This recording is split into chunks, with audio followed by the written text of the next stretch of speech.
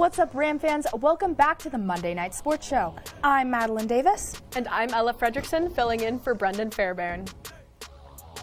The homecoming festivities on campus came and went. We'll get you caught up on everything the Rams accomplished over that was a perfect weekend for CSU Athletics.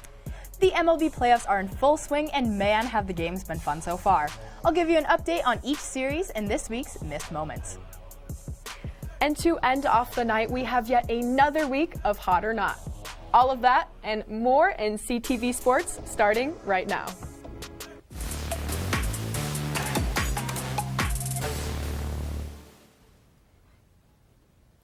After some pretty encouraging signs on the road against Iowa 2 weeks ago and a bye week to boot, CSU football finally returned home to the friendly confines of Canvas Stadium to take on the visiting San Jose State Spartans.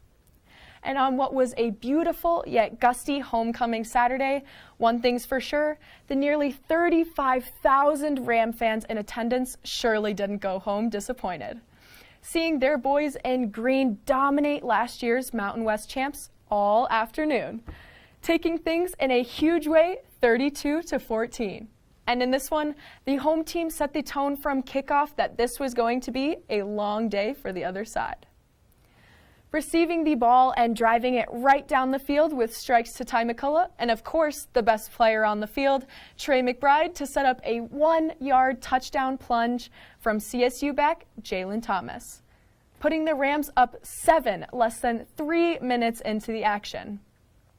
Oh, and the other side of the ball quickly got in on the fun too, with freshman safety Jack Howell baiting Spartan QB Nick Nash perfectly to snag his first career interception on SJSU's opening series, all combining to cap off a near perfect start for the Rams.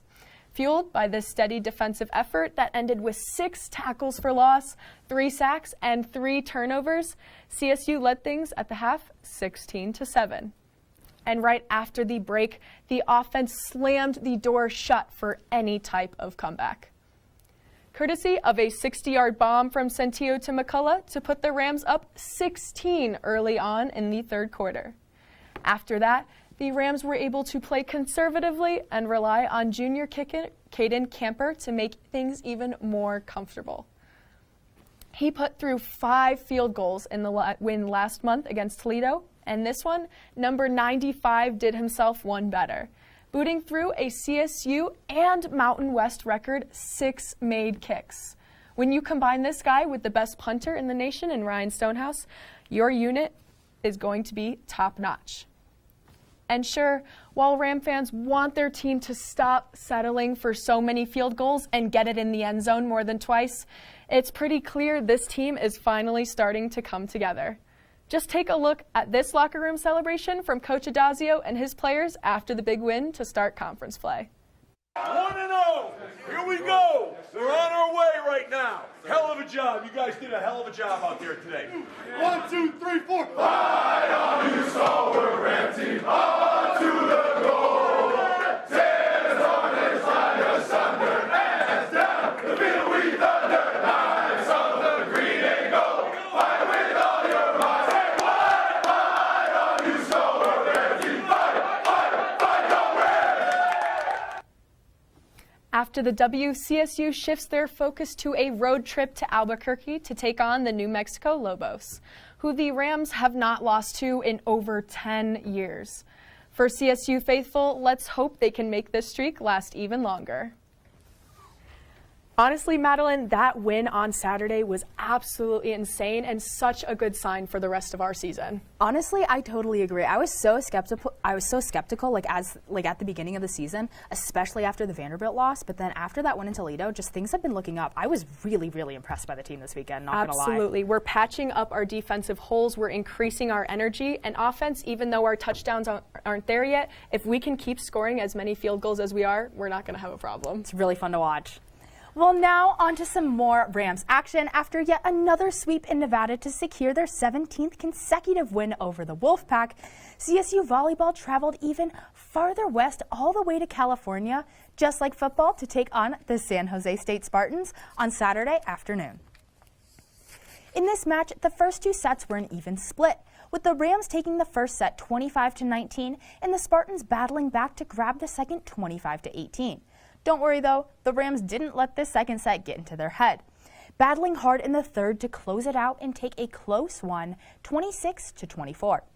And in set 4, CSU secured the match win, taking it 25-20 to improve their record to 9-6 overall and an impressive 5-1 in conference play. Against the Spartans, the Rams put up a solid .264 hitting percentage, with redshirt junior Jackie Van Liefde leading the team in kills with 15, and true junior Annie Sylvan right behind her with 13 kills of her own, also adding 3 blocks. After the road trip, CSU returns to Moby for what may be their toughest conference match yet, when they take on conference leaders, the New Mexico Lobos, this Thursday at 7 p.m. Both of these teams are on fire right now, so something will have to give. We'll have to wait and see.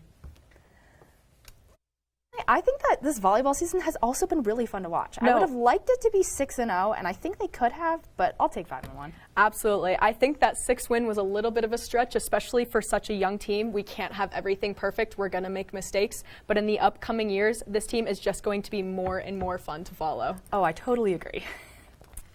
Kicking our way onto the pitch, CSU soccer got their second conference win of the season in front of an electric home crowd of over 600 against the visiting Colorado College Tigers on Friday afternoon, 1-0.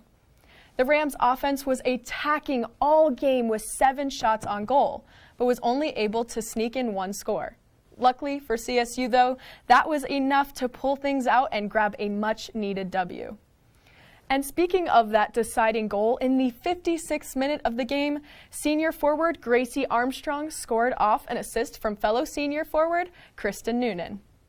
With the kick, Armstrong now has 9 goals over her CSU career, giving her 26 career points and moving her into second of all time for Rams soccer, passing former teammate Taylor Steinke. But even though Armstrong scored the deciding goal, junior defender Sarah Hagenkamp was the real star on offense, pitching in with 3 shots and 1 on goal to lead CSU. And with this shutout, how could I forget the person at the back of the net? Freshman goalkeeper Shina Ross has won both games she has started and has even yet to allow a single goal, with 3 saves against the Tigers.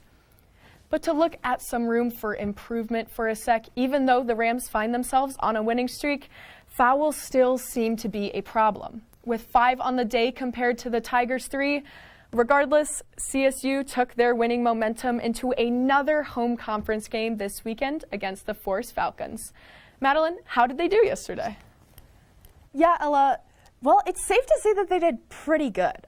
On what was State Pride Day for the Rams and the final day of homecoming week, CSU hoped to show off their state pride by beating their rivals from down the road, the Air Force Falcons. And of course, the other goal at hand was to improve their winning streak to 3. Ending the successful weekend off right. Luckily for Ram fans, they did just that, taking the match with another 1-0 score. The first half was quiet score-wise, but CSU did not hold back on the Falcon side of the field, taking 12 out of their 15 shots. The second half was a totally different story, though, with Air Force coming out looking like a completely new team. The Falcons took 14 of their 17 shots in the second, and with the visitors on the attack, things weren't exactly looking up for the Rams. But when they needed it most, a goal by junior Liv Layton, followed by several impressive saves from freshman keeper Shana Ross, led CSU to a 1-0 victory. The Rams will take on the University of Nevada here in Fort Collins this Friday at 3 p.m. to try and keep this momentum going and increase their winning streak. All right, after all of that Rams winning, let's move on to some professional action. The Broncos lost their first matchup of the season last week against Lamar Jackson and a Baltimore Ravens team that's playing right now on Monday Night Football.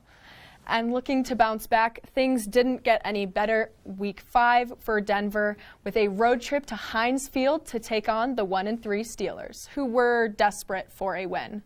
Unfortunately for Broncos country, this one was also a major disappointment, seeing Denver drop their second straight 27-19. In the hostile environment in Pittsburgh, the Broncos just looked flat for most of the afternoon, giving up a 50-yard touchdown from Big Ben to Deontay Johnson to give the Steelers a 7-0 lead, one they would never lose. And even with Teddy Bridgewater being cleared to return to action, the Denver offense was just as dysfunctional. They only had 7 plays in the first quarter and barely put up 6 points in the first half.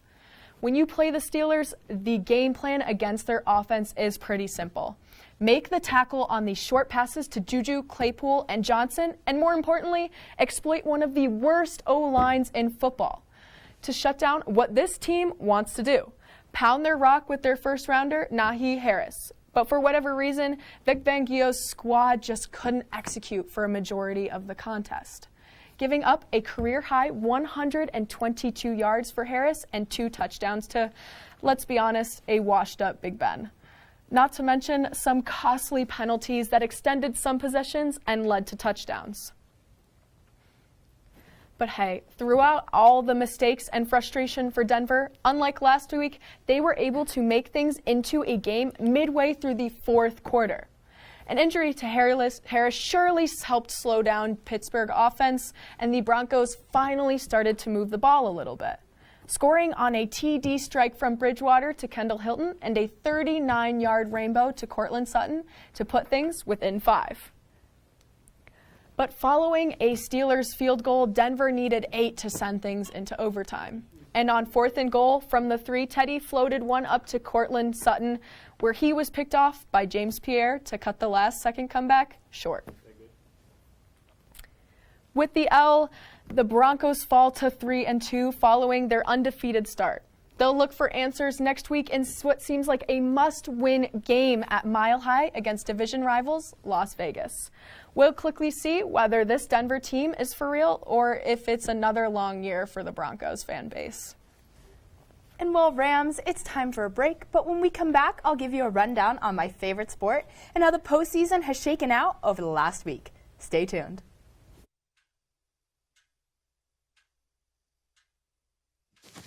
Awkward. I'm the awkward silence.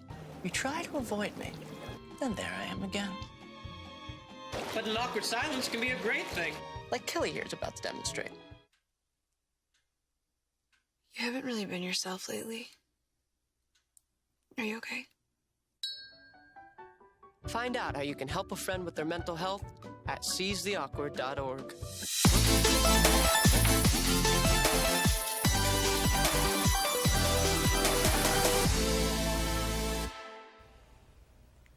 Welcome back from the break, Ram fans, and to yet another installment of Missed Moments, where I give you a rundown on everything you may have missed throughout the world of sports from this past week. I've got a fun one planned, so let's get right into it. Look, it's no secret that I'm a huge baseball fan, and while Rocktober didn't get to happen this year, it doesn't mean I can't still appreciate some good October baseball. With week 1 of the postseason already behind us, here are 5 moments you may have missed. When it comes to my 5th pick, I have to start with the Brewers and the Braves. In Game 2 of this year's NLDS between Atlanta and Milwaukee, it was bound to be a pitcher's duel with Max Fried and Brandon Woodruff both on the mound. Most days, I'd choose Woodruff to win the battle, as he's easily been one of the strongest pitchers throughout this entire season, putting up a .256 ERA and 14 wins.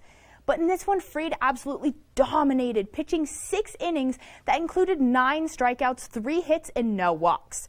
It was this super strong performance that allowed the Braves to take Game 2 of the NLDS 3-0, tying the series up at 1. Moving on to my 4th pick of this week's postseason action, we head over to the American League, where the Red Sox have had not 1, but 2 comeback wins against fellow division rivals, the Tampa Bay Rays. Game 2 of this series was looking like another easy win for the Rays, with 5 up in the first to put them up 5-2. But like they've done all year, Boston didn't let this rattle them, continuing to stay consistent and score multiple runs in the 3rd, 5th, 8th, and 9th to secure a 14-6 victory. And the Sox didn't stop there, taking another comeback victory yesterday in their return to Fenway when Christian Vasquez hit a 2-run homer off of Luis Pantino in the bottom of the 13th to walk it off. I'm not gonna lie when I say that my third pick gives me physical pain to talk about. But I have to mention Chris Taylor's walk-off home run in the bottom of the ninth to secure the Dodgers a trip to the NLDS. This one was easily more of the exciting two wildcard games, and it came down to the very end. The Cardinals took an early 1-0 lead in the first, but the Dodgers responded a couple innings later with, of course, a Justin Turner home run to tie things up. St. Louis had many chances to pull through and take this elimination game, but in the end, the St. Louis bullpen just couldn't close it out. And after a 2-out walk to Cody Bellinger, Chris Taylor was able to come up to the plate and win it all for LA.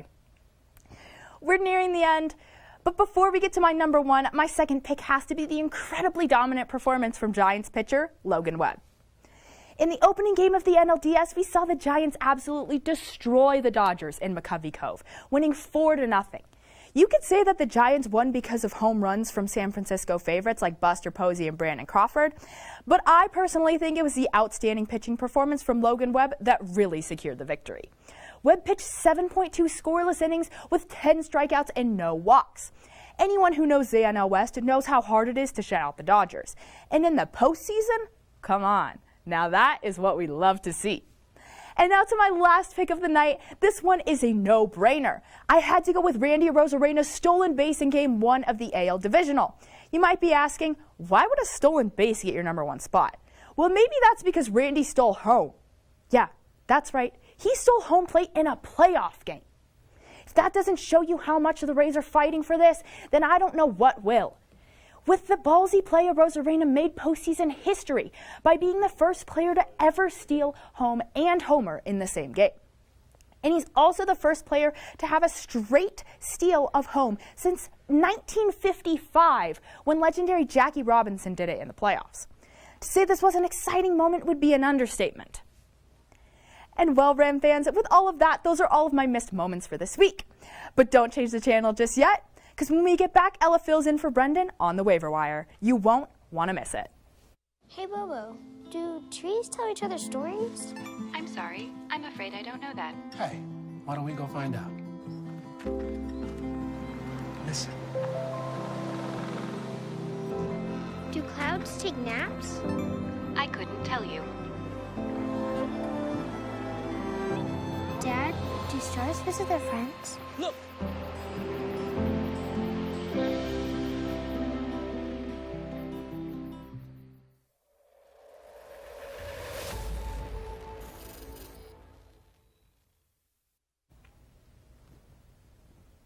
Welcome back to the break, Ram fans, and to the waiver wire. Even though Brendan isn't here, the show must go on. Tonight, I have 3 more players that he says will help your fantasy team improve tremendously as the first quarter of the season comes to an end. To get things going, if you own Saquon Barkley on any of your fantasy teams, you had to have seen his ankle injury against the Cowboys yesterday. It seriously looked like a baseball was inside of his foot. I can't imagine the type of pain he's in. And as he recovers from this low ankle sprain, he's likely to miss week 6, becoming day-to-day after that. But Saquon owners, don't fret. The solution for your fantasy team is an easy one. Pick up the backup running back from the Giants on waivers and start him. Luckily for you, Devontae Booker is a veteran and has seen the field plenty of times in his 6-year career. By this point in his NFL life, we know the 29-year-old isn't exactly a special talent, but volume remains king in fantasy football. During Barkley's absence on Sunday, Booker scored twice while rushing for 42 yards on 16 carries and catching 3 of 4 targets for 16 yards. All of that combined for a solid 20.8 points. I'll put Booker at a mid to low RB2 in any of the games that Barkley misses. He should be a high waiver wire target after this injury news, and I'd put that in the claim for him as soon as possible.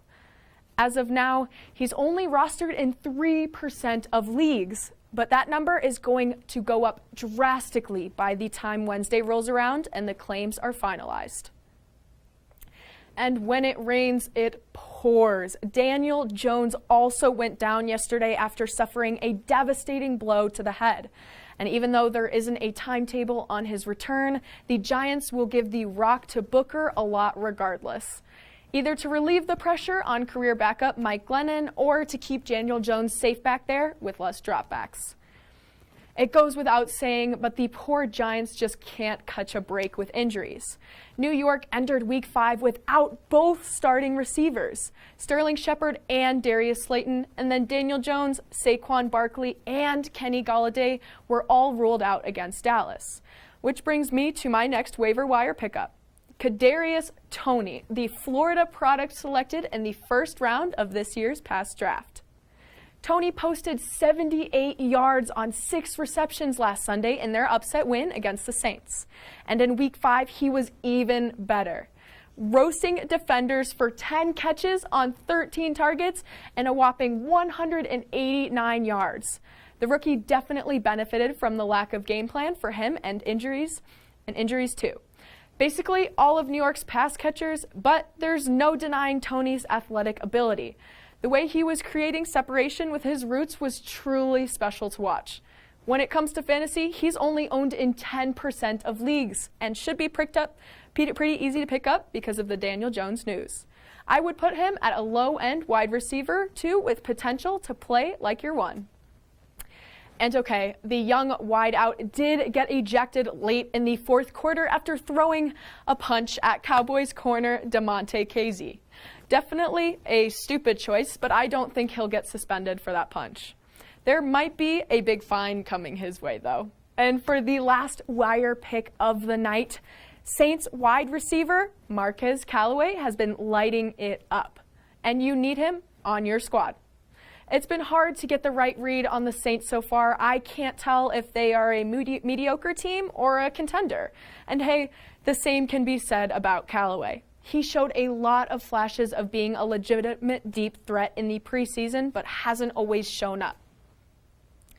Sunday looked a lot more like the version of the second-year wideout we saw around a month ago, being targeted a season-high 8 times Sunday against Washington, catching 4 of them for 85 yards and a pair of scores.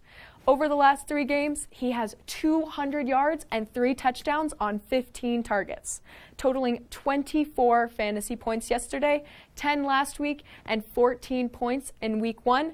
He's already had the talent, but he has been held back by a total lack of passing game volume. The 30 pass attempts by New Orleans QB Jameis Winston yesterday was his season high. The Saints are currently on a bye week, but I would still roster Callaway over Week 6 because of his sky-high fantasy potential, even with Michael Thomas eyeing a return in the coming weeks. These 3 NFC guys are more of replacements and depth fillers than long-term starters. Once Barkley, Galladay, Shepard, and Slayton return, Toney will go back to his usual slow production. And the same goes for Devontae Booker, but that doesn't mean they can't help your team to a few wins in the meantime. All right, that's all I have for this week's Waiver Wire. Brendan will be back next week for some Week 7 Waiver Wire editions. And don't go anywhere just yet. Madeline and I return to the desk for Hot or Not when we come back. I'll be right back. Hi. You think you're probably sober? Yeah. But you're thinking about taking the back roads home, just in case. If you're probably sober, then why would you do that?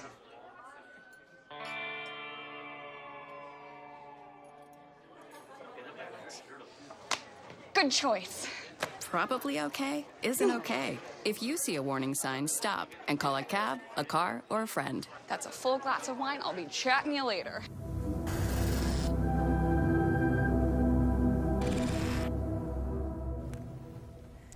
Welcome back, Ram fans, and to another week of Hot or Not. Like last week, I have an MLB take I think most of you might agree on. But first, Ella wants to talk about the Broncos.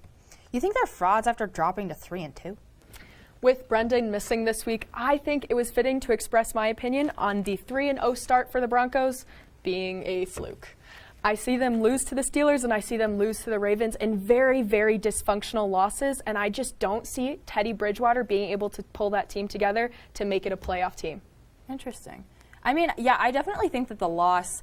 I think that the loss this weekend was it was pretty disappointing. I definitely thought that they were going to go in and win that game, but like if you look at it, their schedule is not that packed. No, it's I mean really after they play the Raiders next week, they play the Browns and Washington. And the Browns are notoriously bad.